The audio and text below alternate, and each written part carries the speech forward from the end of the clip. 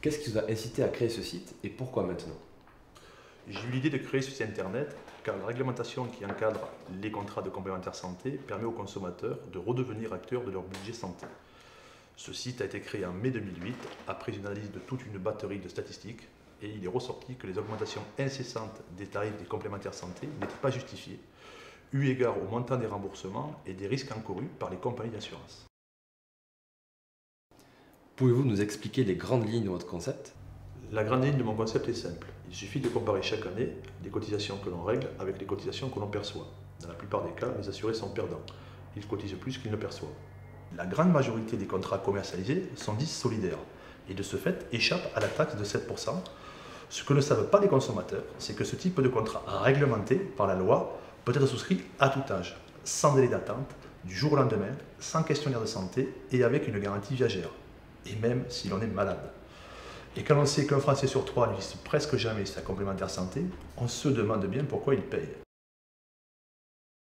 Qu'est-ce que vous proposez concrètement? Nous proposons un nouveau concept qui consiste à s'assurer uniquement en chirurgie et hospitalisation, seul risque pour lequel l'assuré s'expose à des frais financiers importants, avec la possibilité de modifier à tout moment son contrat en formule complète s'il le souhaite.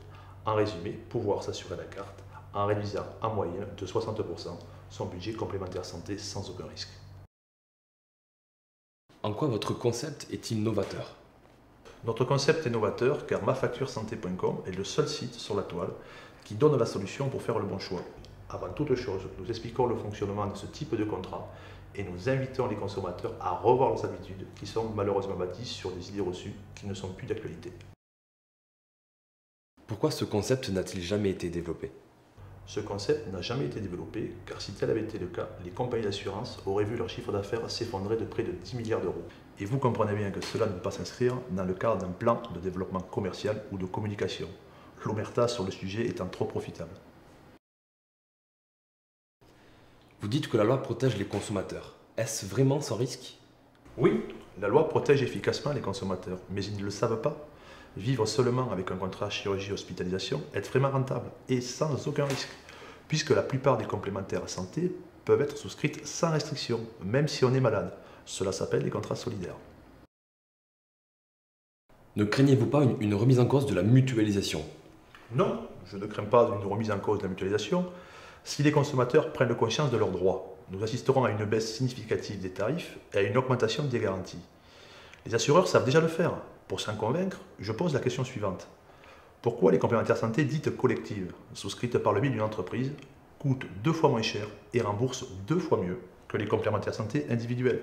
En résumé, pour un même risque, pourquoi n'avons-nous pas une uniformité des cotisations et des garanties entre les contrats collectifs et individuels? Comment croyez-vous que les grandes compagnies vont réagir? Si mon business model fait son chemin, dans l'esprit des Français, les grandes compagnies et les mutuelles n'auront pas le choix. Soit elles adapteront leur offre face aux nouveaux comportements éclairés des consommateurs, soit elles verront leur chiffre d'affaires s'effondrer. Il faut que le consommateur retrouve un réel intérêt à s'assurer pour sa complémentaire santé. Pourquoi les consommateurs vous feraient-ils confiance? Les consommateurs ne peuvent que nous faire confiance. Et s'ils doutent encore, qu'ils posent la question à leur assureur.